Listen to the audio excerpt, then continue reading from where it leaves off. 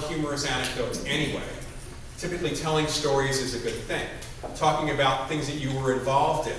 Part of that self-effacing humor, I used to be an instructor, trainer, presenter for LexisNexis, an online legal information company. And I trained thousands of lawyers. In every one of my classes and presentations, I'd say, please, I talk about what I'm going to talk about. And then I'd say, feel free to ask any questions at all. If I don't know the answer, I'm just going to make it up anyway. And just go on from there. And, it got a giggle, and that was just a good way to start off, and it's a little self-effacing in that way. Quotes are exceptionally good, because we are often, as speakers, looking for good quotes to illustrate points anyway. There are banks of quotations all over the internet. But it's pretty rare, if you think about it, for people to show quotes that are either fictional or fictional characters.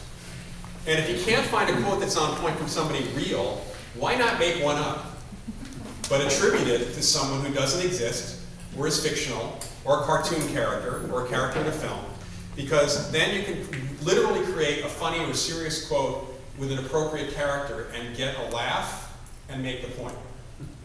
Now, on the last page of this piece that I gave you is a list of quotes from, this is where I actually got the idea, I gotta tell you. There was a science fiction fantasy series called Myth Adventures by Robert Glenn Aspirin. And every chapter starts out with a funny quote from a fictional character or historical character. And those kind of quotes are really easy to put together. And actually, quoting historical characters is not limited to this kind of stuff. I was just listening to the audiobook of Jon Stewart's America, written by the staff of The Daily Show.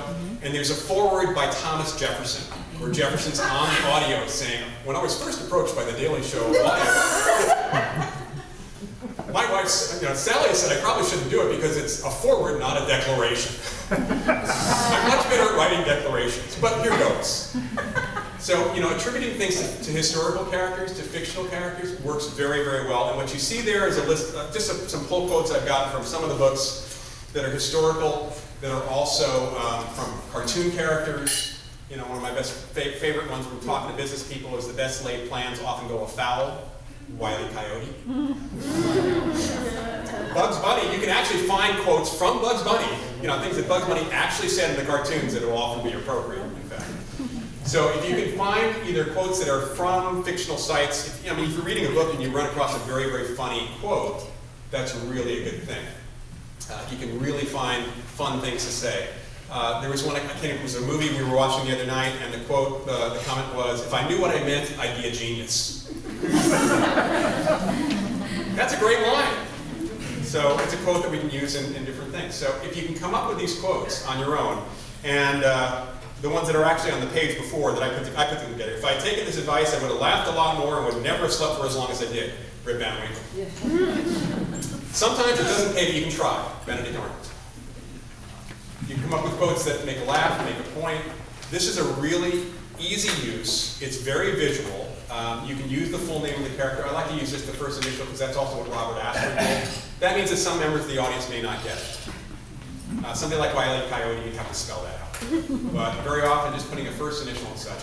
I even did it for one of the things I do, which I'm not going to talk about, but one of the things I do on my website, I actually made up a bunch of real testimonial quotes about what I do. From all sorts of characters, from Houdini to Attila the Hun, to an unnamed Klingon with a quote in Klingon. I went to the Klingon English Dictionary and I actually put that in there. And so people have told me when they find that site, they actually find the quotes the most entertaining thing about the site.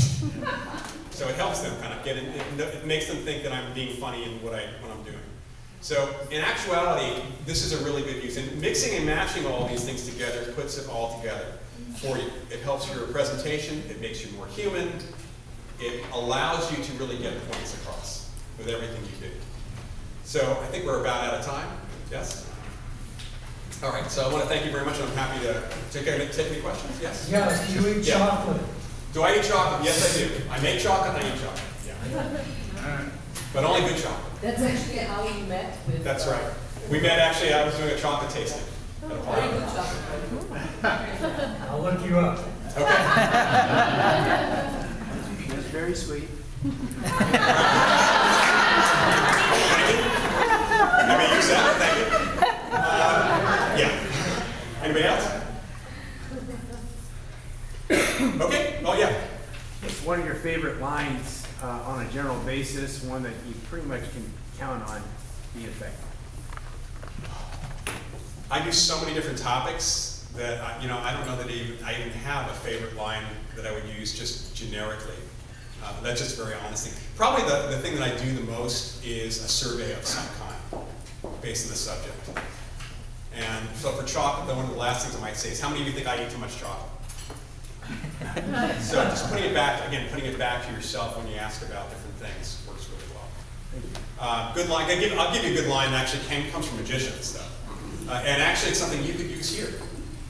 How many of you are here at Successful Thinkers in Santa Clara, San Jose for the first time? Raise your hands. And how many of you have never been here before? And why do we have different hands? That's a good job.